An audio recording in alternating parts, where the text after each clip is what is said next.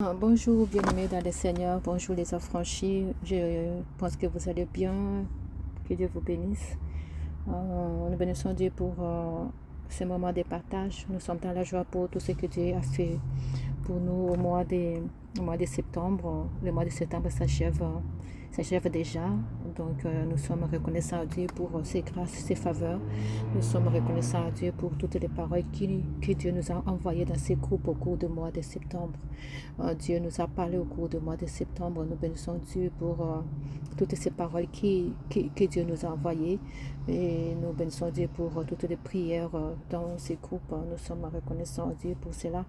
Et nous recommandons ces moments entre les mains de l'Éternel, que Dieu puisse nous parler, que Dieu puisse se révéler à nous, que Dieu puisse nous instruire dans le nom de Jésus-Christ. Amen.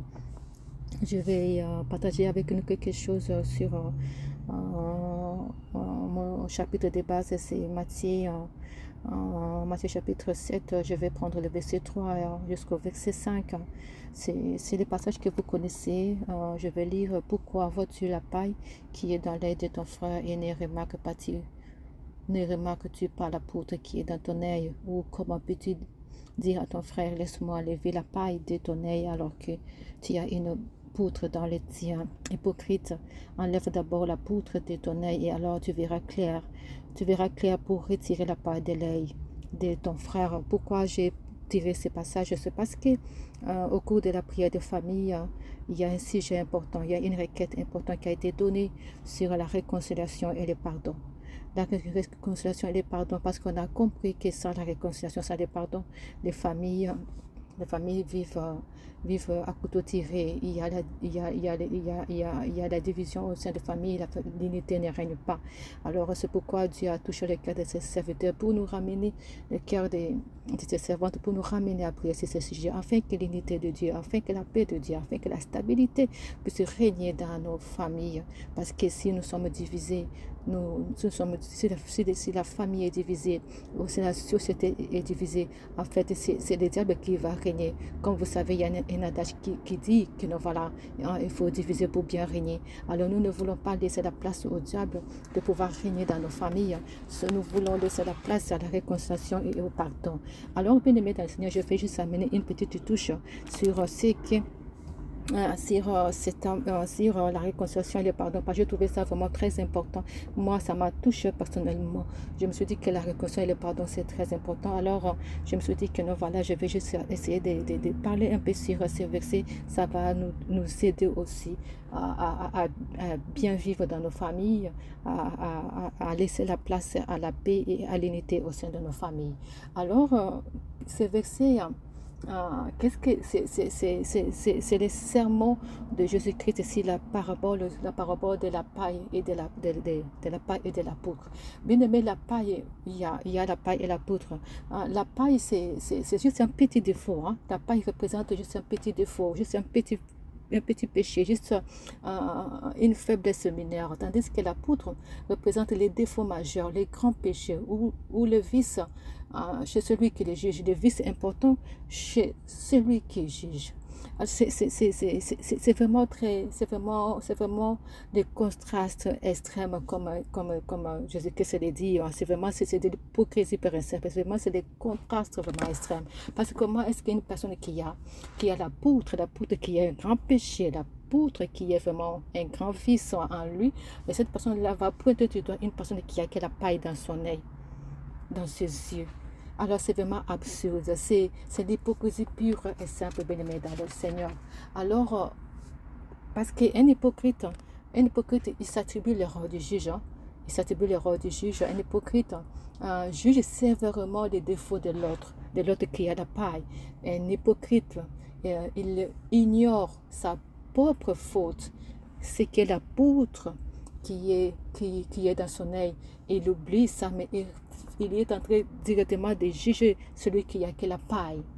Donc, si nous voyons bien cela, un hypocrite en d'autres termes, il n'a pas à lui la sincérité, il n'a pas à lui l'humilité. Alors, c'est ce que Dieu aujourd'hui, si nous voulons vraiment que la réconciliation, nous voulons vraiment que le pardon soit vraiment effectif dans notre famille, nous devons développer l'esprit de discernement et l'esprit d'humilité au sein de nos familles. Entre relations entre père et fils, entre relations entre mari et femme, relations entre les enfants, donc les enfants entre eux, ou bien entre les familles élargies, ou les relations entre nous en tant qu'individus avec notre société. Nous devons développer en nous l'esprit de discernement et d'humilité en fait. Et pourtant, si nous sommes sincères avec nous-mêmes, si nous sommes vraiment sincères avec nous-mêmes, nous allons remarquer que dans chaque situation qui nous arrive, au niveau de nos familles ou bien dans notre société, ou bien un incident quelconque qui arrive au sein de nos maisons, c'est quelque part, il y a toujours une part de responsabilité des personnes. Il y a toujours une part de responsabilité des personnes, soit mari et femme, ou soit des enfants qui se trouvent en difficulté, ou bien qui sont des enfants qui sont en train de se chamailler, etc. Il y a toujours une part de responsabilité, ou bien entre le mari et la femme. Très souvent, nous avons déjà en nous, nous avons déjà préparé juste nous avons toujours un arrière-plan qui est déjà conçu dans notre tête. Tu as déjà conçu des choses dans ta tête. Et des fois, peut-être quand ton mari arrive, tu commences déjà avec tes idées préconçues dans la tête, tu commences déjà à agir bizarrement.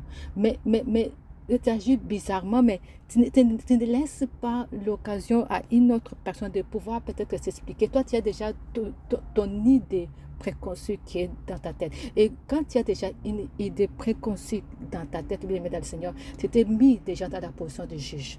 Raison pour laquelle, des fois, devant chaque situation, quand nous voulons déjà pointer du doigt une autre personne, très souvent, nous devons regarder notre l'index, parce que nous pointons du doigt une personne, il y a toujours l'index qui revient vers nous. C'est pour nous dire que dans cette situation, ok, je suis en train de bien parler, je suis en train de bien agir, je suis en train d'aller de s'acharner sur cette personne, mais quelque part, je suis aussi responsable. Qu'est-ce que je suis en train de faire?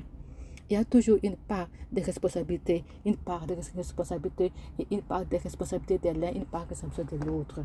Alors, si nous avons alors c'est pourquoi Dieu attendait nous à ce que dans chaque situation, nous devons développer un esprit de discernement et un esprit d'humilité.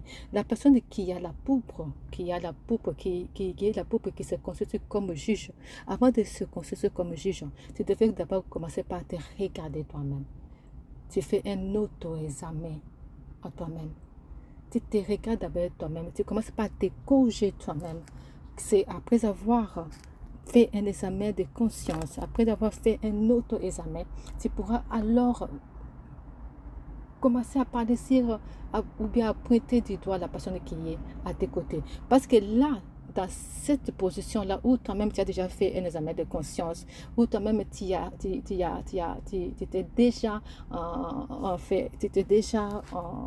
déjà amélioré, tu as amélioré ton identité personnelle. Et tu vas voir que non, quand tu veux parler sur l'autre personne, tu ne parleras pas tu ne parlera pas en tant qu'un hypocrite ou bien en tant que juge.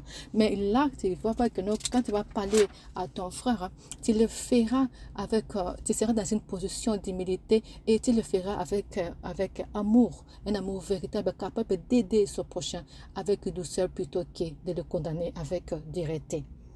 Alors, ici, bien-aimés dans le Seigneur, je voulais juste vous dire que nous voilà la réconciliation et le pardon et juge à nous l'esprit de discernement et juge à nous l'esprit d'humilité et juge à nous l'esprit d'amour.